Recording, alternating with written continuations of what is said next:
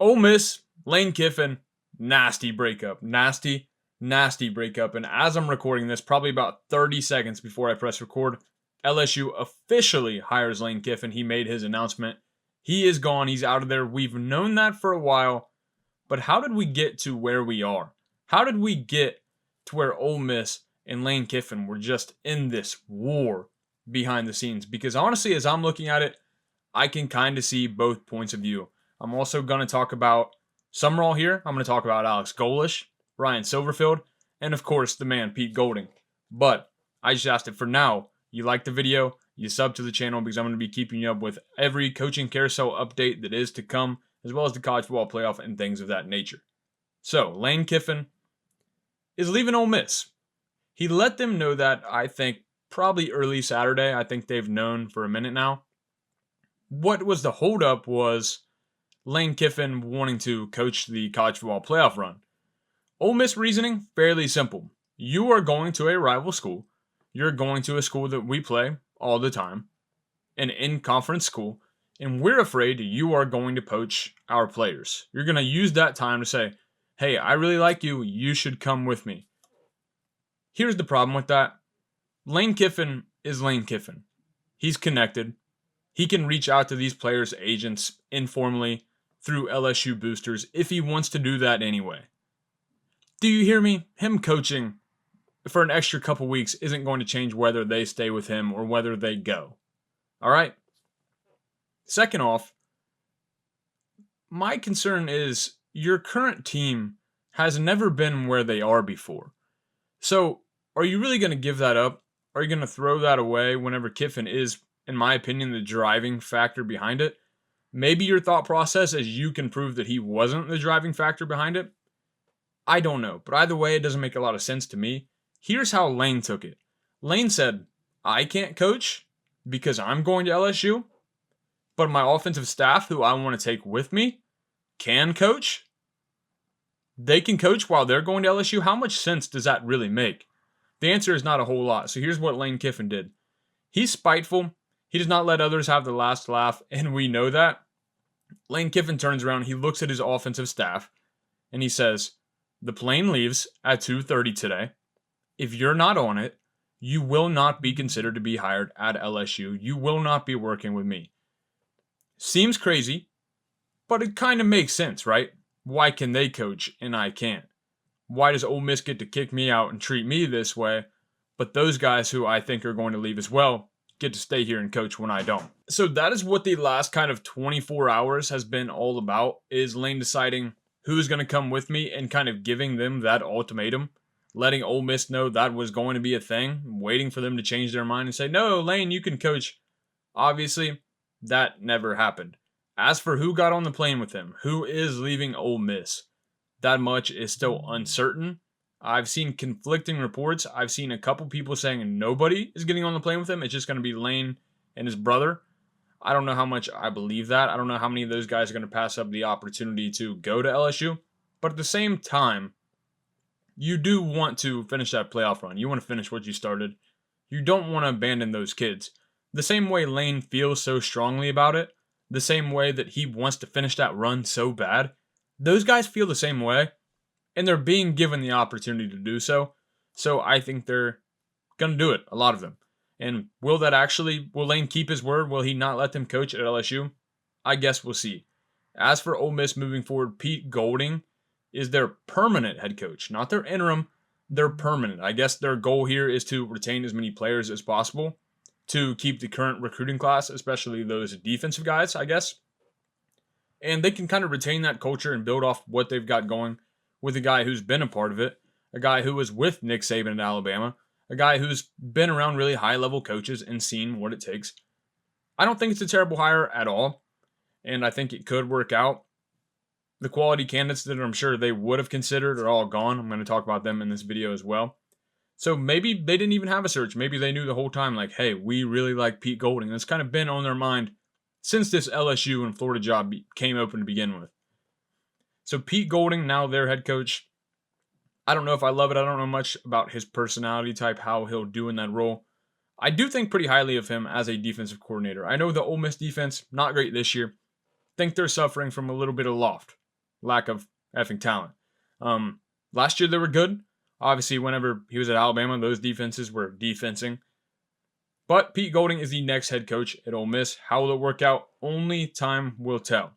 As for LSU, they hit a home run, right? They got their guy. They got Lane Kiffin. The aura of LSU, the environment, the way that they recruit, combined with the way that Lane Kiffin is able to attack the portal, combined with the offense of Lane Kiffin, how explosive he can be with that explosive athlete to be able to recruit that consistently, it's kind of undeniable, right? LSU is currently out recruiting Ole Miss. They don't have a head coach. They haven't had a head coach. And they're still well above Ole Miss in the recruiting rankings. I find that absurd.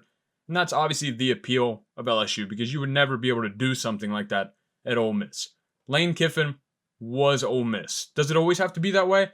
No. Things could change moving forward, and Ole Miss could develop into a real program who's consistent, coach over coach, no matter what happens. But right now, they're just not that, especially not compared to LSU.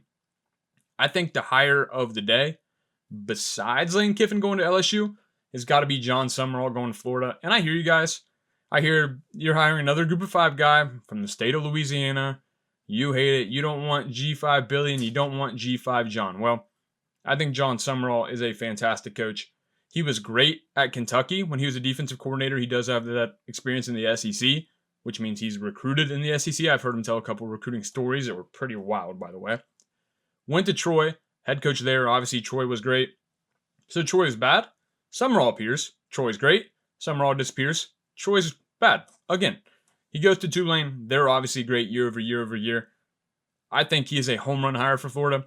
A lot of people hate him. I love him. I love his personality, his aura. He's got that like Dan Lanning type feel, that Marcus Freeman type feel. I think he's bringing that to Florida, and that's going to make them dangerous on the recruiting trail. Very, very dangerous. Now, if you're wondering, Chuck, why on earth do you keep cutting the video? Why does it have that awkward space in the middle? It's because I've just been brutally interrupted about 3 times while making this video. But we will march on. We will continue to talk about Alex Golesh going to Auburn, which I think is a unique hire because they've struggled so much, pretty much since Cam Newton trying to get the offense going, it seems like. And year over year, they've just had terrible quarterback play. They've had a terrible offensive system. They haven't been able to figure it out. They go get Alex Golesh, who was obviously great at Tennessee. His offense has been amazing at South Florida. They've been able to score on teams that South Florida shouldn't be able to score on, quite frankly.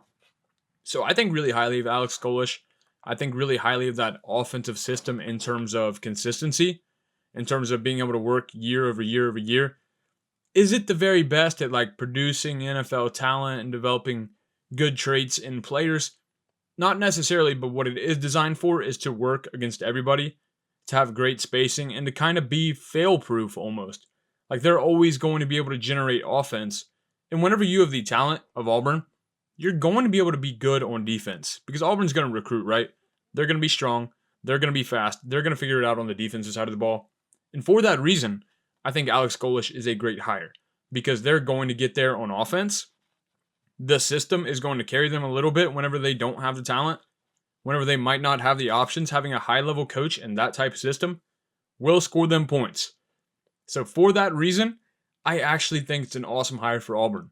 I think it's a perfect fit. I think it's just as good as Jon Sumrall going to Florida. I really do.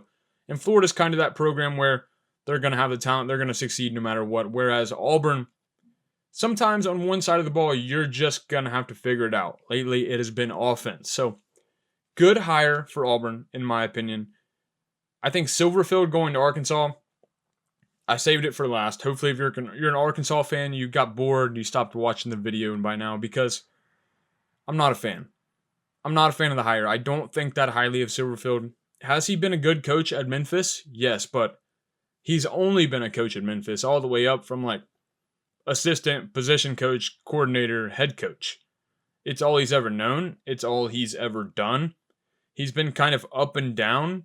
This year was kind of down for Memphis. Obviously, he was a big name last year. Everybody wanted to see the consistency. Did we really see it this year? No, we didn't.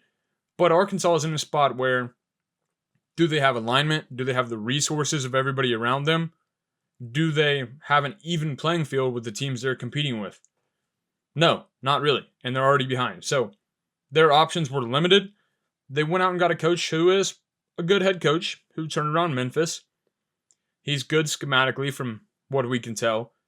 But in terms of taking Arkansas to that next level, making Arkansas relevant in the SEC race, I personally don't see it. I'm excited to see how this carousel keeps moving. Ole Miss obviously getting Pete Golding kind of put a stop to it, whereas they could have went and poached somebody else and made them replace a new coach or made them take a coordinator from somewhere else. So the bleeding has stopped for now. The coaching carousel absolutely wow today as the regular season wraps up. I'm going to keep you guys up to date with it. I'm going to keep talking about the SEC specifically as it gets shaken up because I do think we're probably not done. There was some smoke about DeBoer leaving Bama if he lost to Auburn. I honestly don't doubt that, which is just wild. But that's all I got for you now.